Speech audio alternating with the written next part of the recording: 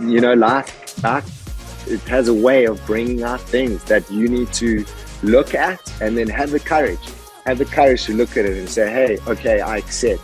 I see where I've been holding on, or where I treated someone in this way, or what I said was not from my heart, and I can see these things, and giving forgiveness for yourself too in this process, and then just knowing that we are nourished and we are looked after, and so much gratitude for every single day that we get to be here. Finally, we got to chat to Joe van Niekerk, former pro athlete and legendary South African rugby player who now resides in Costa Rica, running Rama Organica Retreat Center while practicing as a transformational leader who serves to awaken beings and boost their growth. Now, this might sound a little woohoo for some, but I can promise you that Joe has some serious answers to living a more optimal life that I wish we had more time to explore. And although we were connecting from two other sides of the world, I genuinely could feel Joe's contagious energy and passion, and the conversation got deep and meaningful real quickly. My favorite type of conversation, as you guys know by now.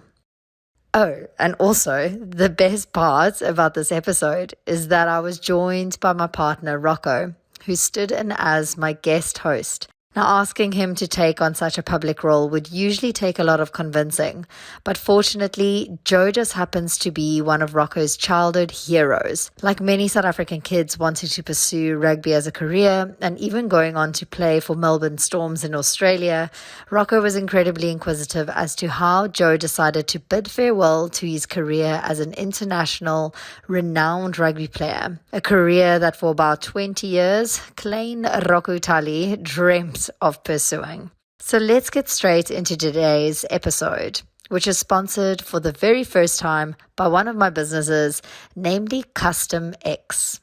We recently acquired the sole distribution for Thrill International units, which are premium glass chillers that are internationally patented and produced in Italy.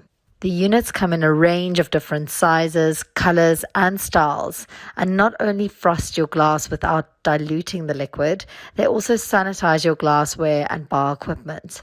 For more information, head on over to custom-x.co.za or follow the Instagram page to see the units in action via @custom_x_SA. Enjoy the conversation with Joe, and if you enjoy it, please don't forget to rate and subscribe so that you're the first to know about the epic lineup of guests that we've got coming in 2022.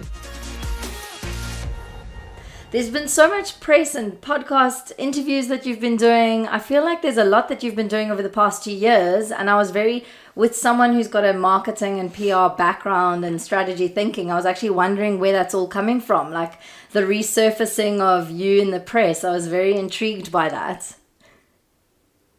Yes, I think it was probably about a year and a half ago that I decided to kind of come back onto the social media platforms and just re-engage and connect with people again, and then I think my presence came through there from being off it for I think I was off it for about 5 years since I stopped playing. So yeah, that was a very can I say a lot of growth happened through that the last year and a half, and then obviously opened some opportunities for connection with people that I'd known before and new connections. And so I see the beauty within it, but I've also come through a lot and recognize a lot within it too, that the both sides of all of it.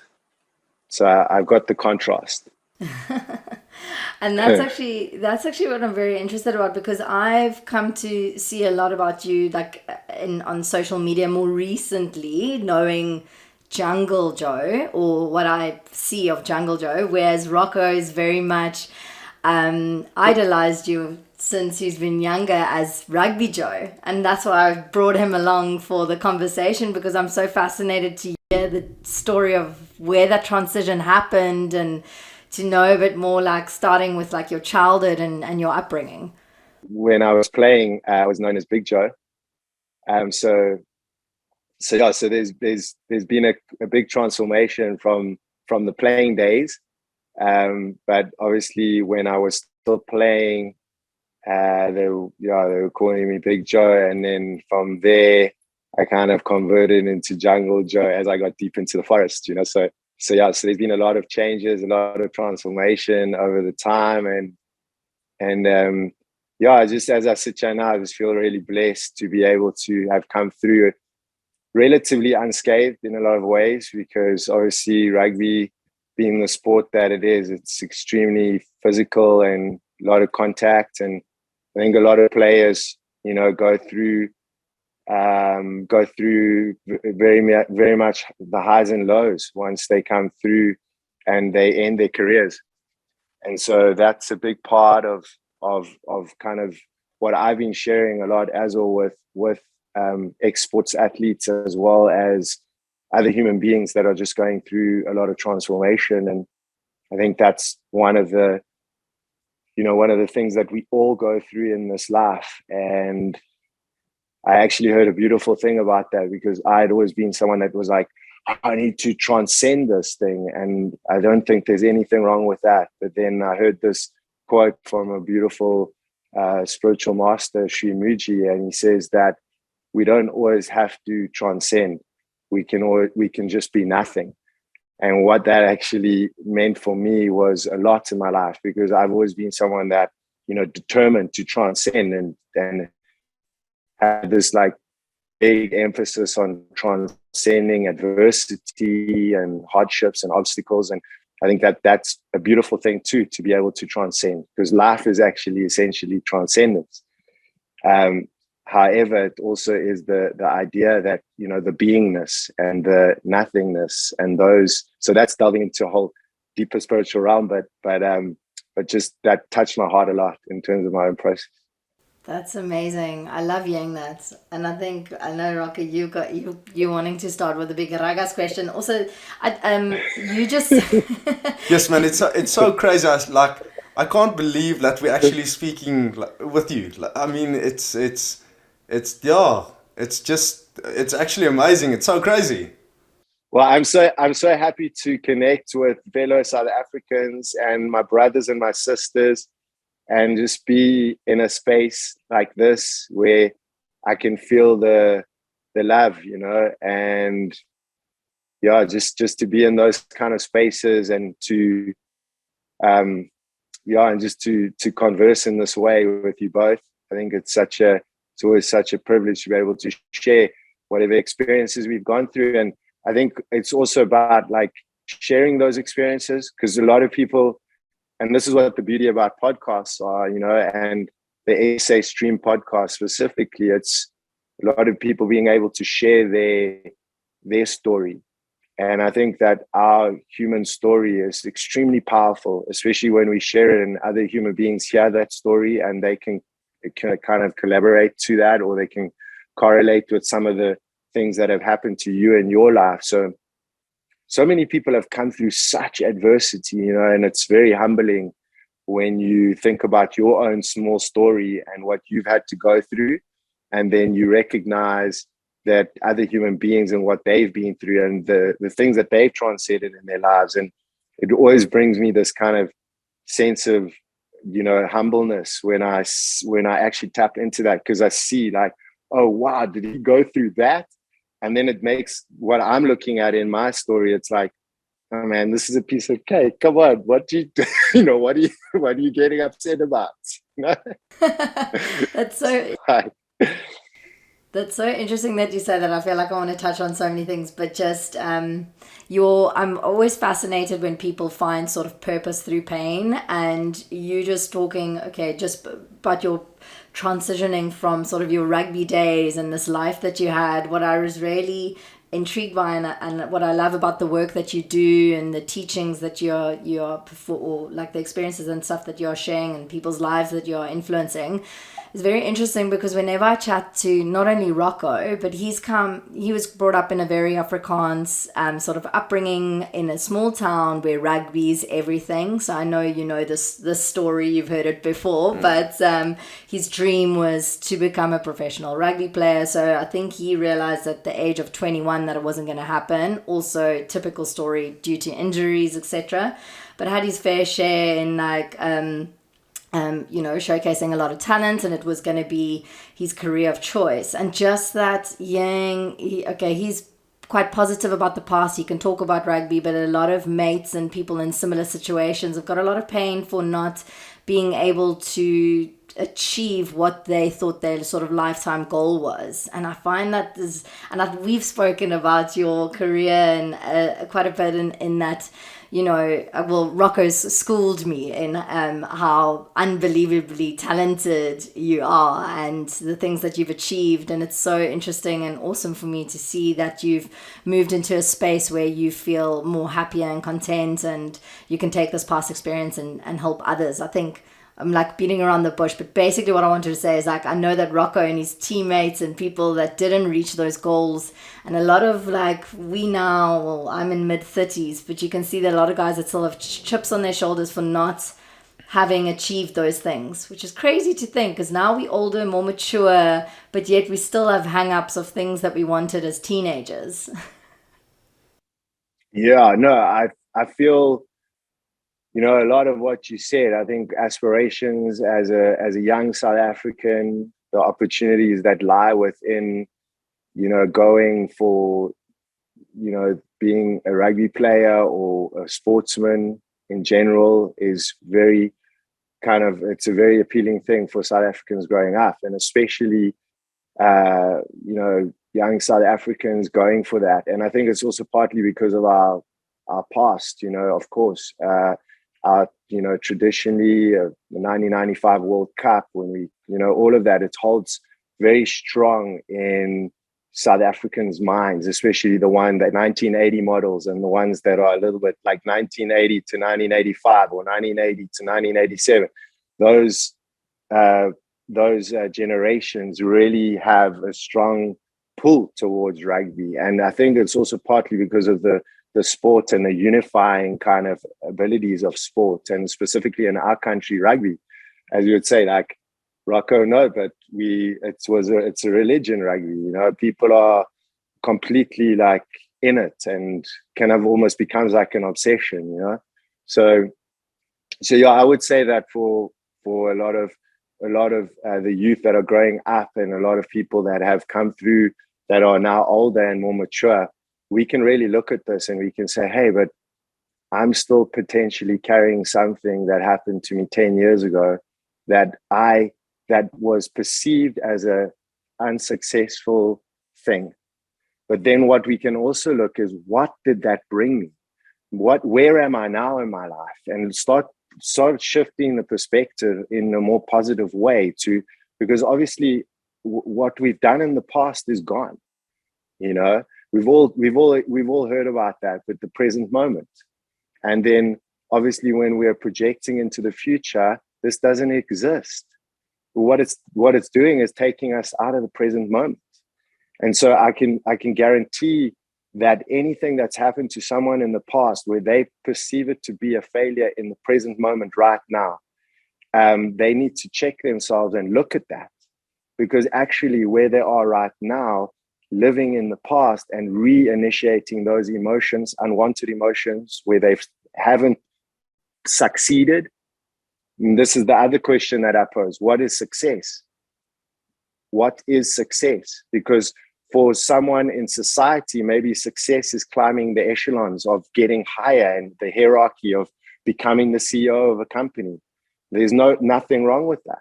But then is it any less success to be the farmer who cultivates his own organic products and own organic fruits and veg?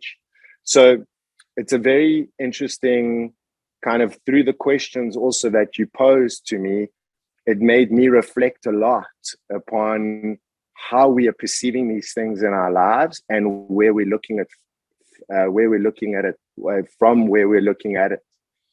And that's a crucial thing in this path of healing and transformation too. But I really do believe that, like, if we are looking at these things that are arising in us, within our minds, and sometimes the charges within our, the emotion that it brings too. And how powerful the mind is in this sense. So specifically how it records old memories from the past. And one of those memories is, I didn't become a springback. So we hold this as a very strong thing within our psyche as well as in our bodies. And a lot of times we reenact that exact feeling that we had when we didn't make it, or when we had that big injury or whatever it was. And then this brings us, we're in the present moment and we feel all of this. And it's like we reenact that. And then we keep kind of processing it and keep reaffirming it by our belief around it. What do you think younger Rugby Joe would, like, that typical question, like, what do you think your younger version would think if you were to tell yourself, like, where you are now, like, where you are living in this amazing life that you're living? Like, what do you think your younger version would think of it? Oh, well, I suppose that they would look at it and probably be, wow, what happened to him? Joe, is that you? But I think, I feel that, just one thing also is that, for any of the youngsters that are coming up, there was a couple of things within that, because I was interested also to know this thing around competition, that, like, a lot of our conditioning and where we've been and how we're brought up kind of can push us more into that competitive field where we're competing a lot and we're trying to become number one and all of that. So there's that side of thing. And then there's also that some youngster could be growing up and maybe not essentially really pulled towards competing. And so this is where I think there's a massive avenue for development of these beings when they're coming through, is that giving them the outlet for creation, giving them the outlet for they're not kind of resonating with competition, but they can have an outlet where it's like, I can do yoga, I can meditate, I can explore art, I can play music. So I also feel that probably in the school, most of the schools, it's really pushing towards being number one. And, there's this whole emphasis on, and this is why we're so conditioned when things don't work out, we suffer, so it's like having that, opening that up for the beings that are there, but that aren't potentially maybe drawn to being competitive and to becoming number one, but maybe they are the beings that are sort of merging more with, what they are in a different kind of process of in their paths. Yeah.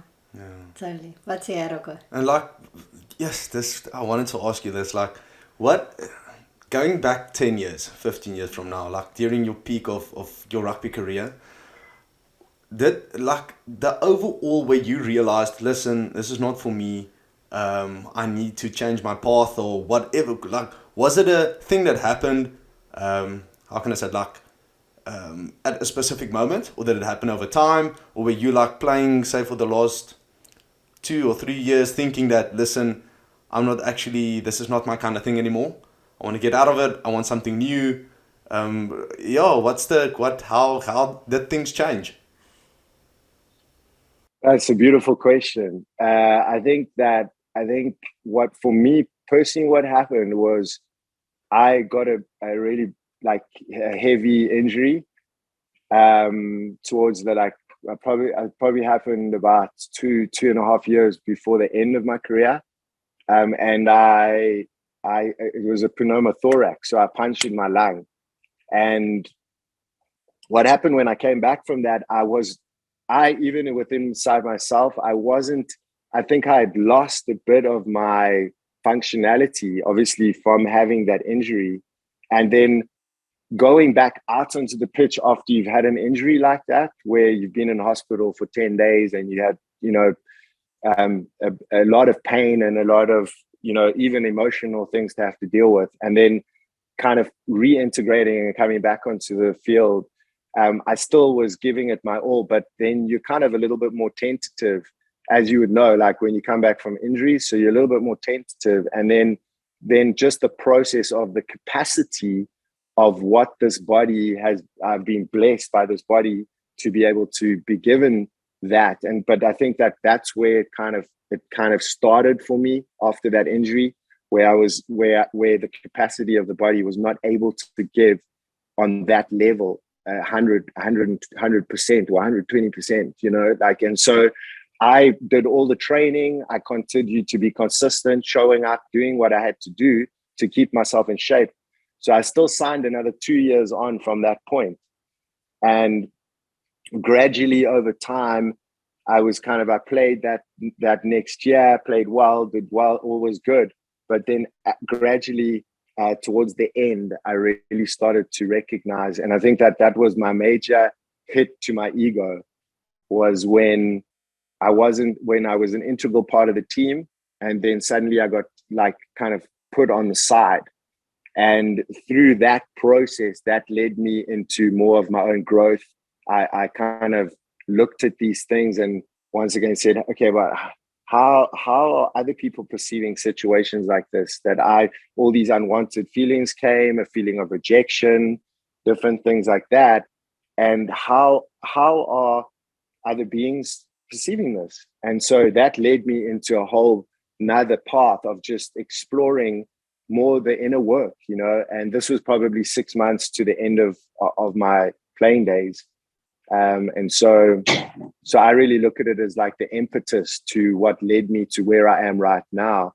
And then not allowing that situation, me to become the victim of that situation, but me to really look at that and accept where I was, and then move through those unwanted emotions which come up when we're not getting what we want. Yeah. So I mean, you were still like big time in the, like, how can I say, like the team environment and the culture, the rugby culture. Everything was still good, well, strong. I mean, I reckon being in that kind of, the energy around you all the time is just next level. For everyone being on high at all times, it's such an amazing feeling, and I miss it big time. And yeah, it's such a big change for you then to sort of move out of that whole space of being part of a massive team with a load of talented rugby players, athletes, and like how the whole change just took place. Yeah, so that's such a, I can feel your passion as you talk about it, and I'm just as passionate. We it's such a beautiful thing being in a brotherhood and in a team, that you're all playing towards a specific goal, or you have a vision, and you're playing together, and you do anything for your mate, you do anything for your teammate. You would, literally, there was teams that we were in, and especially this last Toulon team, but then even before that, no matter what it took, if your brother missed the tackle, you would make the tackle for him, or you were willing to put everything on the line for your teammates. And that's what I felt now, the energy of when you talk about it, because it really is that. It's that camaraderie that as rugby players, I personally, I miss that. I miss the camaraderie of being in a team, of working with your brothers and saying, hey, like, okay, I got your back, you got my back, and you can really check in with each other. And just that team spirit that comes with that, and that's built. And especially when you start winning together, and you go from like kind of the lows, and you've been in relegation, and now you get promoted, and then you're in the promotion, and now you're in the top level, and now you're playing. And to be in teams like that, it's such a privilege. be with your brothers and playing for each other. And so yeah, I really relate to that. And then yeah, that was part of this process. And I mentioned it, the dark night of the soul. It's when things aren't in alignment anymore with your inner world. And that's really what I felt towards the end, because for instance, like going out and having good times, at some point in time when you reach the point where that's not serving you anymore, and that's not serving your inner world. So you kind of like, okay, well, where am I then? And I remember that happened to me towards the end. Was we won everything with Toulon, the Heineken Cup, the Champions League now, and the top 14. And I was actually relegated. I was part of the squad, but I wasn't in the team for those last 6 months. And so for me, I was actually, out from the team, but I'd always pump positive energy all the way up until my last day. And then I remember the team came back and they were celebrating in Toulon, and there was like thousands and thousands of people, and it was just like, it was a beautiful thing. And I celebrated it with them. But I had this voice inside that just said, I don't know if I can do this anymore. And I think I had really reached my extreme of parties and of, jawling with the Oaks and just, everything to the max, everything. And so I just I came to that place in my heart where I said, I'm okay with this shift and with this transition. And maybe other people turn to things in their lives once they finish their rugby careers. And it's really hard to deal with that, the loss of identity, and the deeper existential questions arise. And so I would say that if anyone's going through that kind of process, they should really start to just be with themselves and not go searching outside and looking for the answers outside. Well, obviously those answers can come also through our guides and through other human beings, through other messages, if we bring attention to that. But yeah, just keep focusing inwardly, and I can guarantee that all the answers are there within.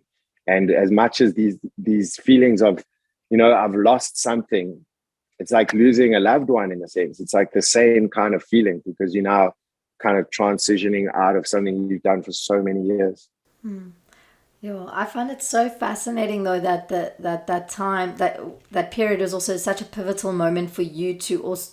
I'm impressed that you went through that and you heard your inner voice and you followed it and you did inner work. I know this is going to sound like quite like I'm stereotyping, or I don't really know much about, what it's like to be in this brotherhood and rugby and being idolized. But I can imagine that there's not a lot of emphasis on the mental health side of things. And like the more you speak, I'm like, I wonder if schools are starting to implement this more. And I wonder if, if like Rocco, I'm going to take credit for this, but when I met him, from a spiritual point of view, and it wasn't as he wasn't as in tune to a lot of the things. And that's why I think as you speak, I'm really fascinated that because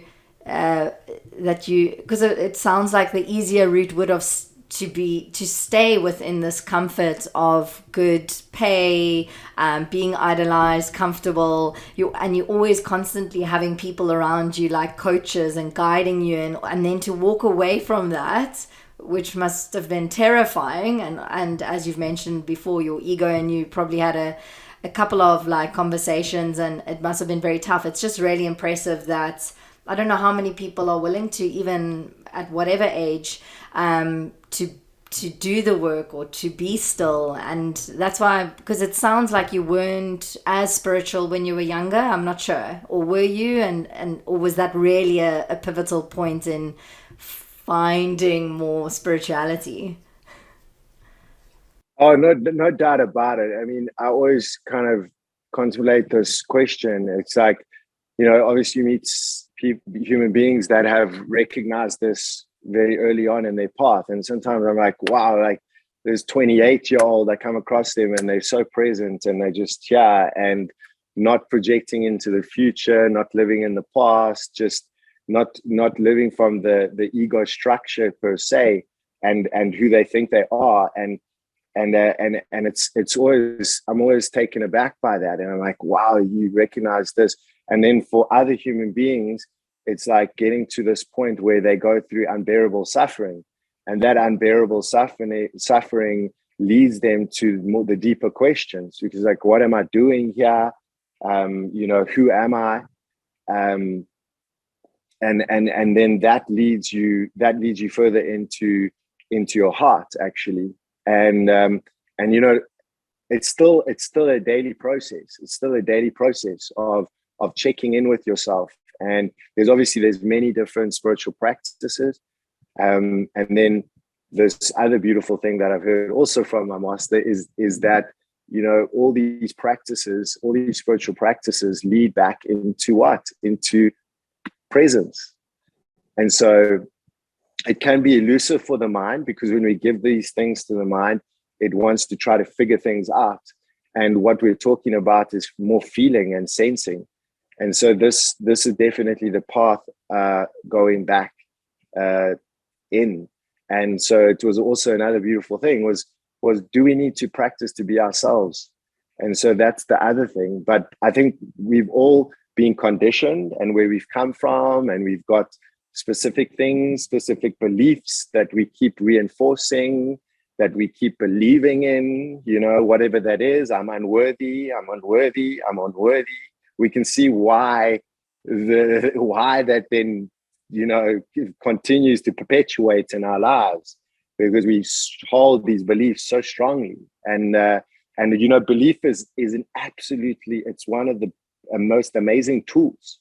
It's one of our gifts to believe in something. How powerful is it to believe in something? And so I also think that it's necessary for us to check in, and also then to go a little bit deeper, because we can all be in the superficial. We can all continue just, this is who I am. And there's another beautiful spiritual teacher around us. He talks about that. He says, we're all God in drag, And so it really makes a lot of sense to me. What that is actually entailing is that, we may have our jobs, and we may go out, and we may be doing the best that we can do. But when we look at each other in the eyes, and we recognize that there's that moment that we recognize there's something deeper, there's something, it's not just the superficiality or the self-image or where I've been, what I've done, or what achievements I've, accumulated over the years, or how much money I have, or the list goes on, and it's kind of like, so fundamentally it's just discovering, our authentic self and what we are like. And so that for me has become really like, even in my process, but that doesn't mean that I don't get knocked down. I get knocked down because if I allow myself then to get caught in my own personal story, and I'm projecting into the future, then I'm setting myself up for suffering. Because it's like, say as an example, I said, okay, I build within my mind, I build this thing within my mind that of, let's just say in a relationship as an example, the human being that I'm with is showing me signs of where they're at. But it's not just what they're talking, it's how they're acting. But I'm too caught in my own story of building a relationship with this human being and having a future. So I see the picket fence, I see the house, I see all of these things in my mind. But the human being from this perspective is not showing me that. They're showing me something else. And especially they could be saying something, but doing something differently in their actions. So this is one of the biggest lessons that I've had to learn. And I learned it the hard way, because me and my competitive being, I'm like, oh, I'm going to win this over. It's going to happen. It's going to make this happen. It's already done. But that was just in my mind. And I was actually clouded, not being able to see the reality that was being shown. And so this is a crucial thing for me, is like listening into that higher intelligence. When you hear that message, trust it with everything that you have. trust it, because normally, and I can speak from my own experience because it was recent, it was 9 months ago, and I can say, but when that intuition comes, boom, and there's like a red flag, or you see something and it warns you and it says, hey, but this isn't the long term. It's in that moment that you listen to that and then trust it. Trust it, because the more that you trust that voice, as opposed to saying, okay, cool, this has come up for me now, and this is the higher intelligence, but then you give it to your mind. Then you let it brew in your mind, and for whatever that high intelligence and message was, you put it into your mind, and your mind tries to figure it out. And like, oh, but she said that, so that means this, and you create all these stories in your mind, but it's not even true. And so for me, I see how when we are really tuning in and we are listening, we then are able to we're being guided, from our highest intelligence. And so that makes a massive difference. And I can honestly say the suffering from not listening to that, I'm here testament to say, listen to that, trust it, because it's going to be your biggest guide through this life. So yeah. Yo, I feel like I do that often. We've had a few scenarios recently as well with big life-changing sort of opportunities come our way, and it's literally as clear as we say yes to this, the path's going this way, we say yes to that, and I've actually, it's exactly how you described. I've been sitting in my own suffering, and it's all been down to expectations and whatever's been going on in my head. And it's also been hard working remote, but working from home. And I'm constantly strategizing, working with, in marketing with clients and stuff. It's in my head and talking shop that I don't get out of it. And I had like one day working from a remote office with a friend, and I said to her, I was like, you don't actually understand how you've helped my mental health today, because just sitting and listening to her cuck and her issues, I went and I was like, oh my gosh, I'm so glad I've got my job and not her job. And I literally, we had a girls' dinner yesterday, and we sat and each one of us opened up to like how we, in a bit of emotional state of a bit of suffering, all of us in our own heads, and all three of us had exactly the same concerns. It was money related, it was like the latest South Africa ban and what effect it's having on business, it's like, and mouth ulcers and women's menstruation, like everyone was just complaining about the same stuff. And afterwards we were like, oh, why don't we do this more often? Like, we should complain just together to vent, because then you realize you're not alone. Like, just that release of, and then choosing whose shit you'd rather have. Like, I'd rather have my own shit than someone else's. That's basically what it boils down to. Because it's sounds pretty cathartic. Yeah, well, because also we realize how, like, when I'm in my own mind, I'm super privileged, because I'm thinking just about the lamest things that are upsetting me or controlling my mind, or the expectations that I'm having that aren't met. Even in us living together for a year now, that expectation thing, and that's exactly what you're saying. You're just creating your own suffering. So, yeah. What do you have to say?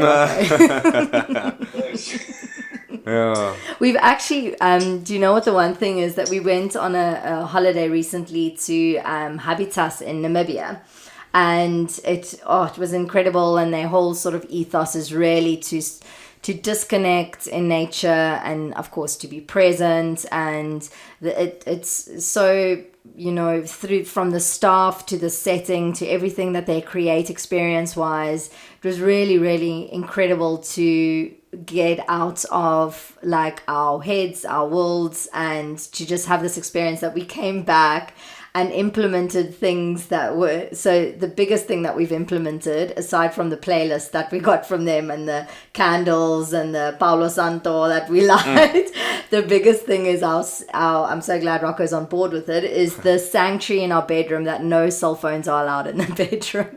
And it's wow. Yeah, and it's been, it might be something so small, but it's something that we've actually just been implementing for the past 3 weeks, and just that little change is life changing. I mean, he's glued to his phone at certain times for work, and in bed, that's like my pet. I've always said to him, like, because I've been in I feel like I'm lucky that we found each other at a later stage in life after a couple of things that we've been through in hardship, that when we do have time in bed, I'm like, I actually want to enjoy just lying here and not see a scrolling of Instagram and someone else's life or a load plan from work come through. It's like bedroom is super sanctuary for me. So it's the best thing we've implemented since that holiday. True. Well, it makes a complete sense. You know, if you think about it, why wouldn't you want to be cuddling instead of looking at your phone? I mean, what do you want to do? Cuddling is bringing you so many endorphins, and it's bringing so many pain relieving chemicals and release. And it's just like, what would I rather be doing? I'd rather be cuddling, no, than looking at my phone. Yeah, exactly. Agree. now he's on board. No, but it's also it's also before I've been in a situation where I'd also like, I wasn't happy in a relationship before, and so my phone was the best thing to have in bed, because it's the best thing to distract me, to take me away, to not listen to my inner voice, to not see the signs. So yeah, it's interesting how quickly we get, the more you, and I was actually so glad to hear your scenario of also going through phases of being in your head and what you go through, because I just have this idea of you being in the jungle and you practicing the work that you're doing and you having the knowledge. I just sometimes think, like, that was one of my questions, like, do you ever have those down times, and how do you, like, what's your pep talk? How do you pump yourself up if you've ever in a downer? Like, do you experience consecutive downers? Do you experience self-sabotage? I don't know why I'm putting you on a pedestal, but No. I think that's all valid, and you know, as human beings, we all go through strife and suffering and things like this, and self-sabotage. I would say that, you know, the last 9 months in the form of like transformation has been one of the biggest periods of my whole entire existence, and really related to relationships, and specifically romantic relationships, and how in a relationship, how things come up for you, and specifically things that you thought. Just a little bit of context and why I'm mentioning this was, like, for 5 years I was like absolutely, like, I was on a path of devotion, celibate. I wasn't having sexual relationship, things like this, and that was perfect for where it was. But then I came out of this relationship and I started to check all my boxes for what I perceive to be what I need to do to feel the best that I can feel. And things for me was like going out, pumping some weights, you know, really looking at my diet and what I'm putting into my body. I actually moved on to a ketogenic diet. I went to carnivore eventually for about 3 months. I was meditating in the mornings. I was just out in nature and visiting the river often, and just really like being here, you know. And so through all this process, I really felt a lot of peace. And then all of a sudden, I started to like contemplate the idea of actually potentially spending some time with someone else, maybe going on a holiday, but nothing serious. And and the universe delivered that. And then I was like, wow, okay. And then I opened myself up and I said, okay, I'm going to enjoy a sexual relationship and I'm going to go into that. And well, can I tell you, the things that come up for me that I thought I had already put to bed.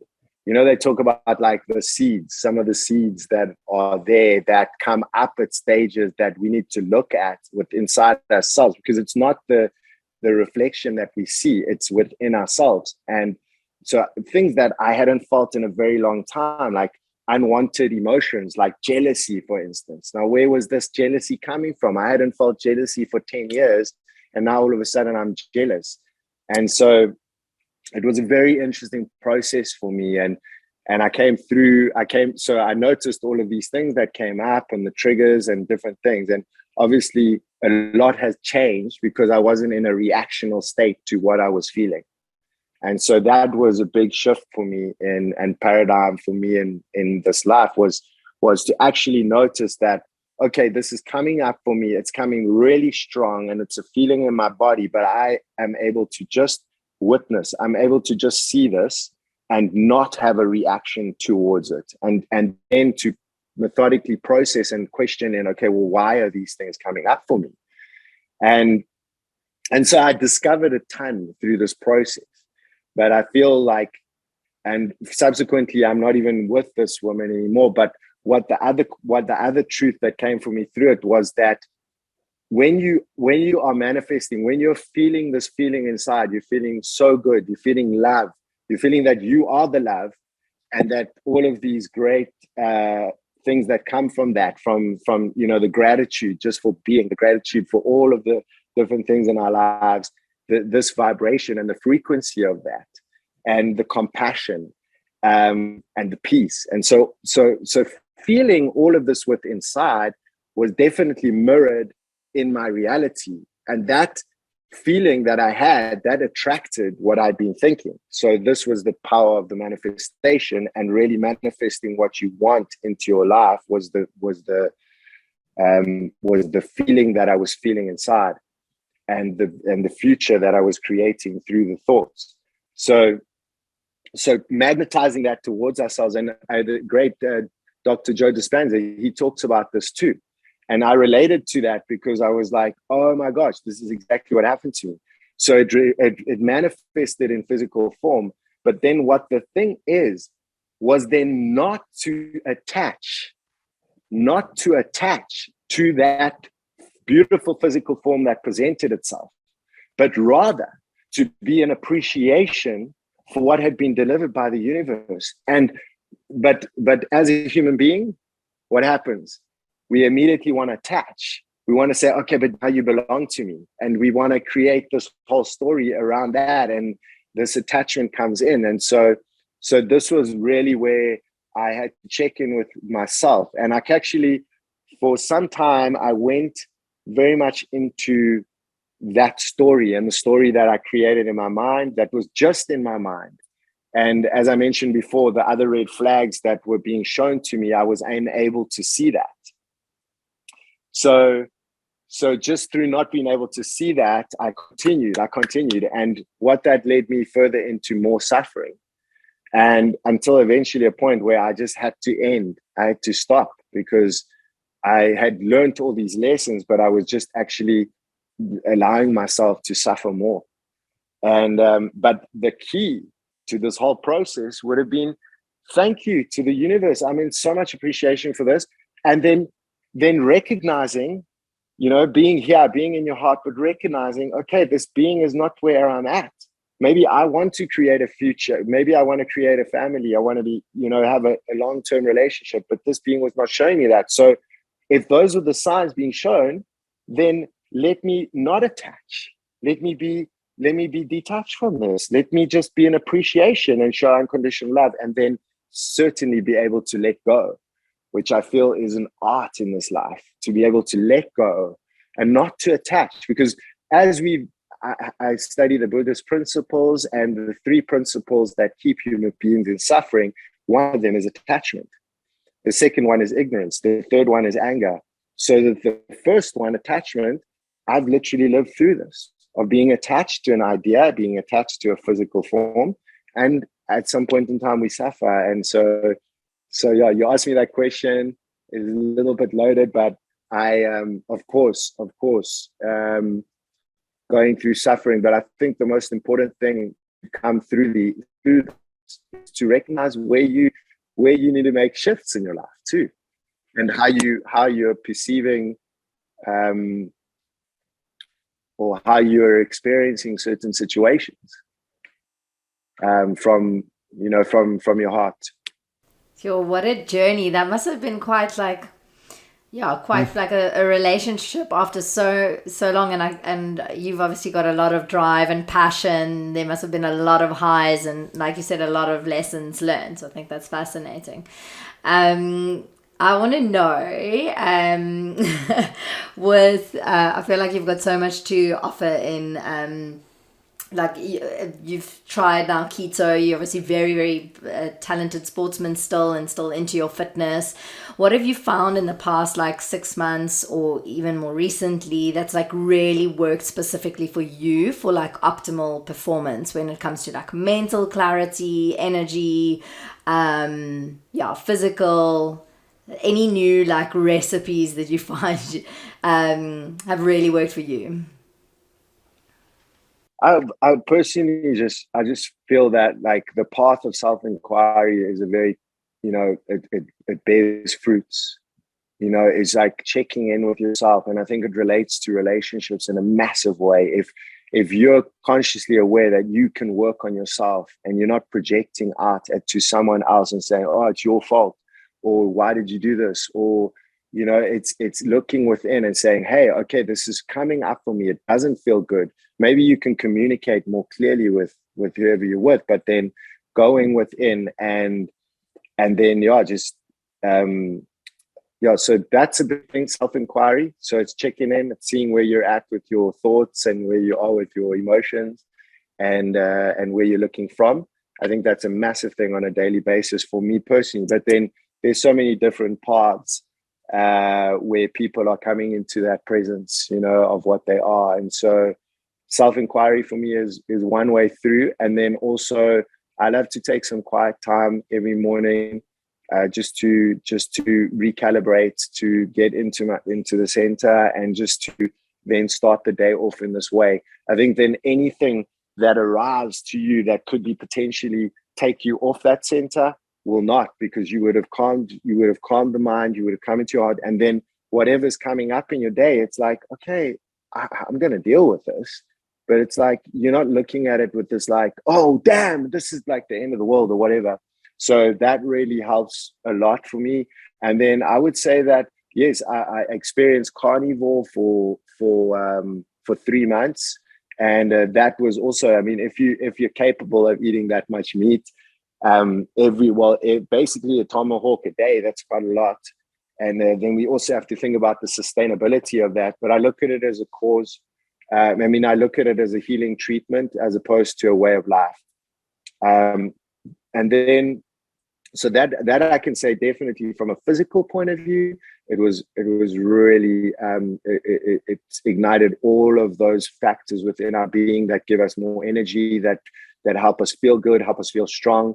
And I love to say that, but like the eternal Viking, that is where it's at. It's like looking at situations. How can I transcend, but all just be nothing? Those are the two ways. But then this eternal Viking that's within us that we can bring out, and through these processes was a lot to do with also sprinting. I think that also brings a range of chemicals into the body that, as we age, we start using these practices to kind of bring in longevity, to kind of help ourselves to not only feel younger, but to look younger as well. And so there's specific practices that I would say to anyone that's out there, what is it that you're passionate about? What do you like doing? Do you like dancing? Are you passionate about meditation? What are you passionate about? What do you like to do? What hobbies do you have? And so there's that aspect of it, but then I always say, like, just check the boxes.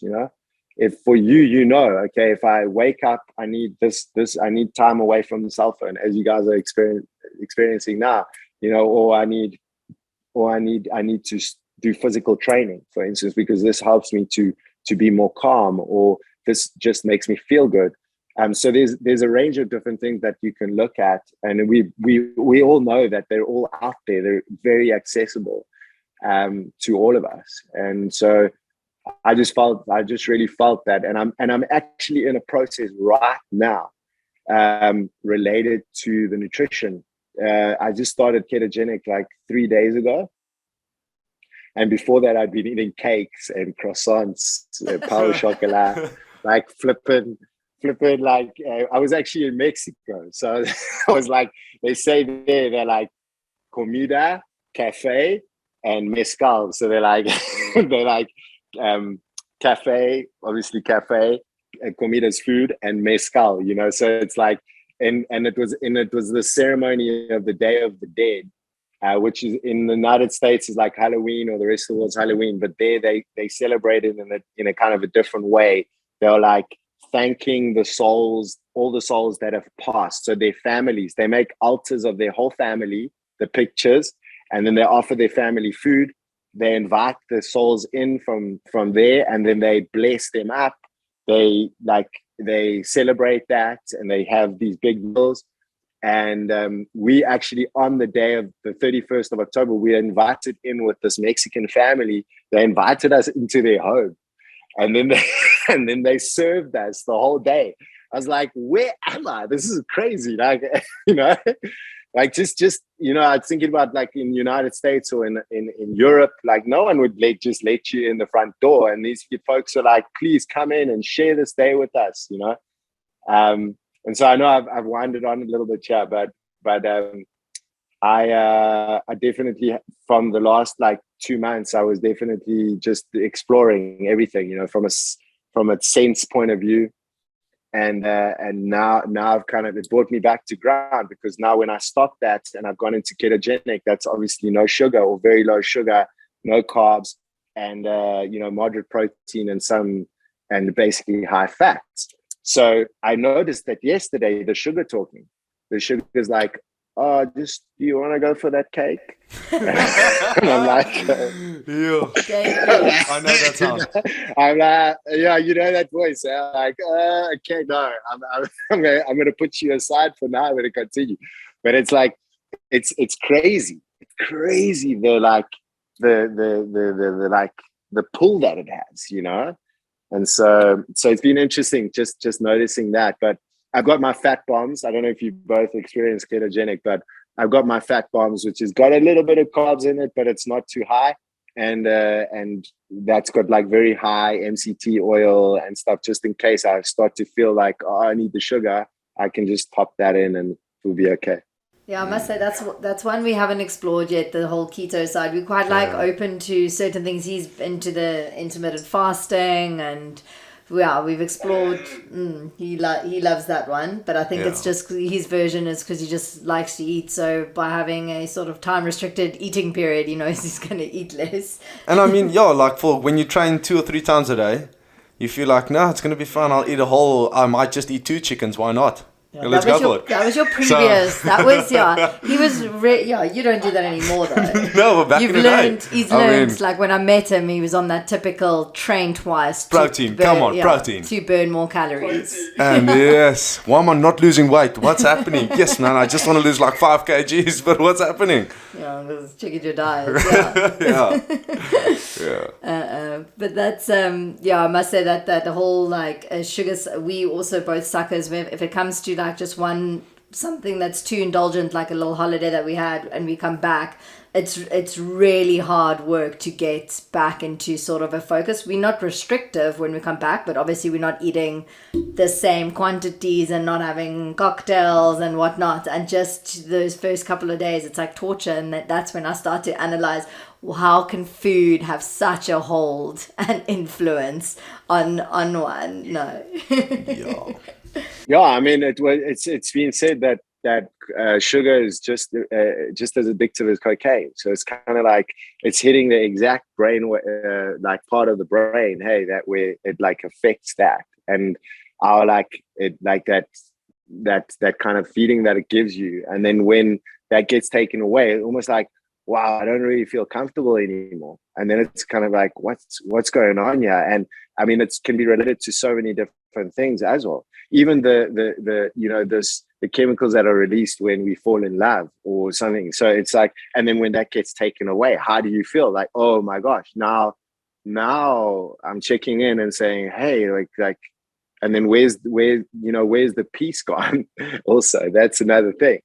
So it's just a very interesting process as human beings, and we're transacting.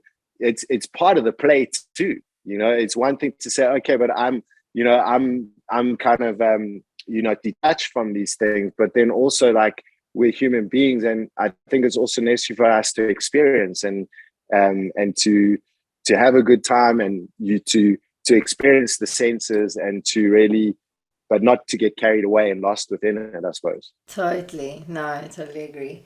I do you have a question before I end off? Yeah, I just want to ask you one thing. Going back to the rugby days. Obviously. Like, that's really like that last day when you stepped out of the rugby life, your rugby career. Like, did you have some kind of plan, or was it like, fuck, what's your plan now? What's the plan? Where am I going? Like, did you know exactly like what's the next steps? And sort of what got you to be where you are today?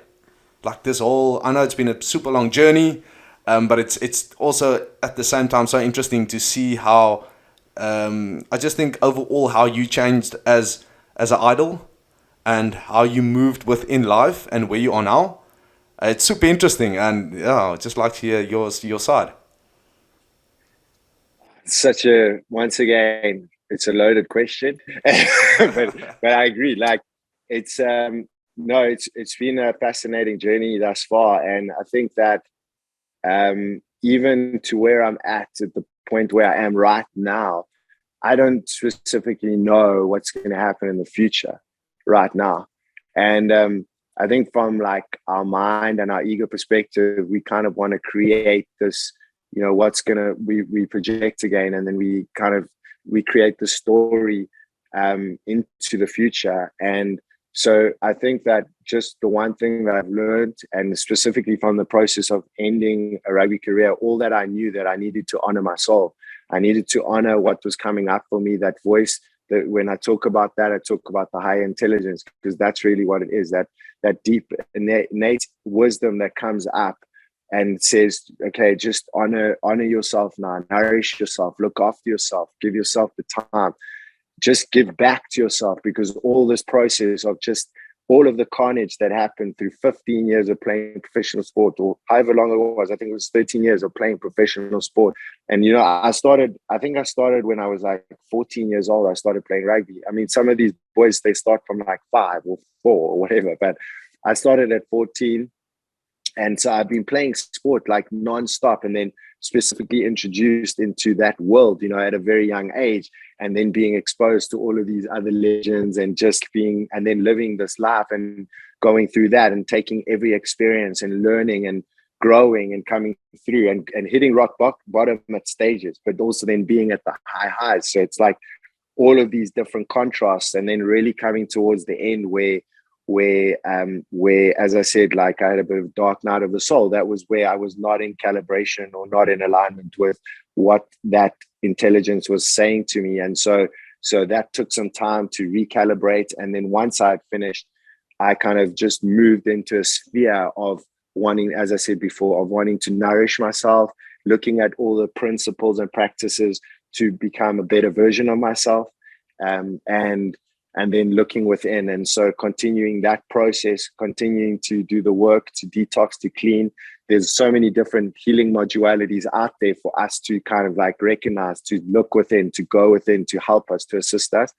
And then coming towards the end of that, but then also seeing that you're human, and that you're going to experience these, there's going to be times where, you are going to go through things that are not necessarily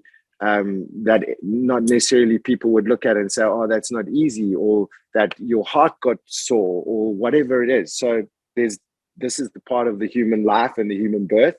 And I accept that, but also I see for where I am right now is that I also, we can do the same thing over and over again and we're expecting a different result, but that ain't going to happen.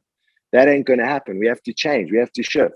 And so that's been part of the process, is to really merge, to merge with what we are, as opposed to just keep identifying with my story and my personal story and where that's taking me.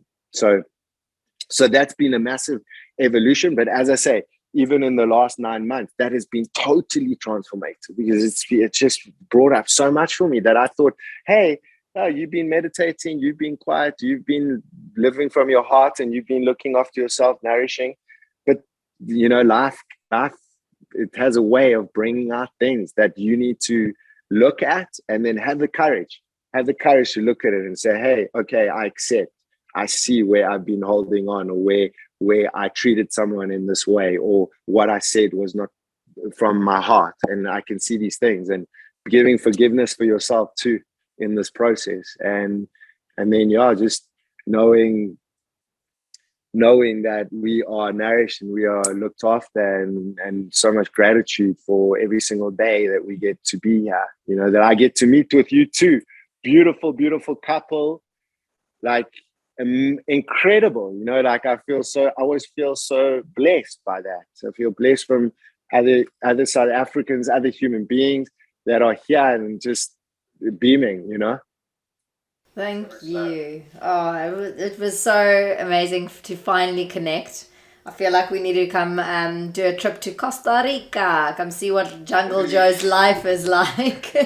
Because whenever we watch videos, like when either of us have seen like you, especially when you're training, like literally sprinting in the jungle, we're like, oh my gosh, this life looks, these glimpses of it look just so amazing. And yeah, thank you so much for your time today and for sharing. And I know I could chat for hours, but I really, really appreciate it. It's an absolute pleasure, and I think Rocco would give me a run for my money. I can see he's a fit boykie.